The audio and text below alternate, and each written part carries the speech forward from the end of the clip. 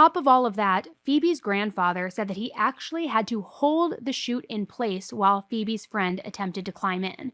Because the hatch, it wasn't stationary. It had a spring mechanism, so the door kept bouncing, opening and closing, even with the slightest movement. It wasn't automatic, it wasn't stable, and it certainly wasn't designed to support someone climbing into it. So in other words, it took two sober adults, one to hold the hatch steady and another to physically maneuver into the chute, just to replicate what the investigators claimed Phoebe did. What she did alone, while intoxicated, disoriented, and possibly sleepwalking. And honestly, as crazy as it seems, where you're like, oh, that probably sounds like a slam dunk, that's not even the most damning part. The investigators claimed that there were 0 fingerprints on the trash chute door. None. Not Phoebe's, not Aunt's, not a mystery third person's, nothing. So we're supposed to believe that Phoebe opened a small spring-loaded hatch, lifted herself 40 inches off the ground, forced her body into squeeze into an 8-inch opening, positioned herself feet first, all while drunk and medicated, and somehow did all of that without leaving a single fingerprint behind. No smudge, no partial, no trace, no evidence that she ever touched the door at all. So that's where family and, frankly, anyone paying attention, that's where they hit a wall. Because if she went into this chute, someone touched that hatch. And someone cleaned it.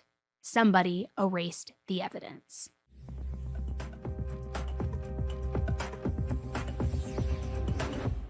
If you're looking for an alcohol alternative that actually delivers the social buzz but without the hangover, let me introduce you to Willie's by Willie Nelson. Willie's is a premium THC-infused social tonic that is designed for relaxing, socializing, and unwinding, but without alcohol.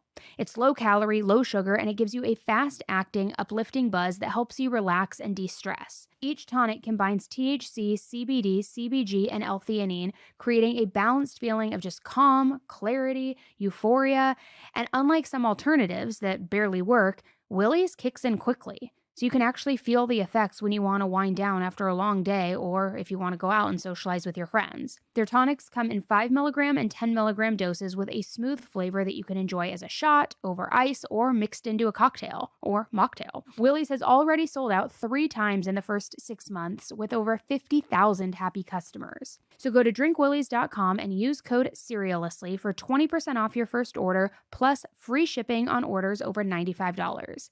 Willie's ships directly to your doorstep in over 40 states. And again, that is drinkwillies.com, code SERIOUSLY for 20% off.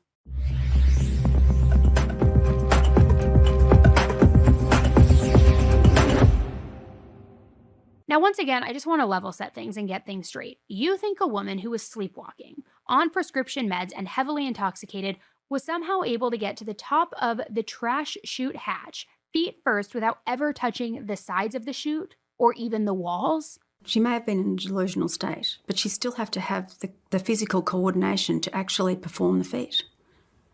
No one seems to really get that.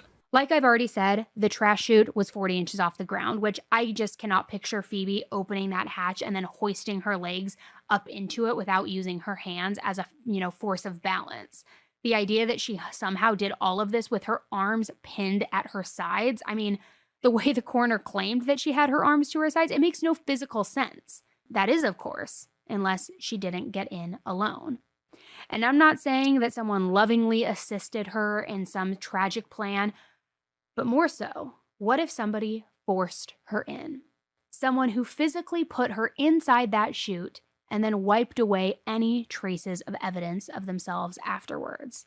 Because remember, the investigators found no fingerprints on that chute at all. None, not Phoebe's and not anyone else's. And it's moments like this where I kind of sit back and think to myself, how is it that the official version of events in this case is actually the least plausible explanation? And Phoebe's family feels the exact same way, which leads me to the next logical question.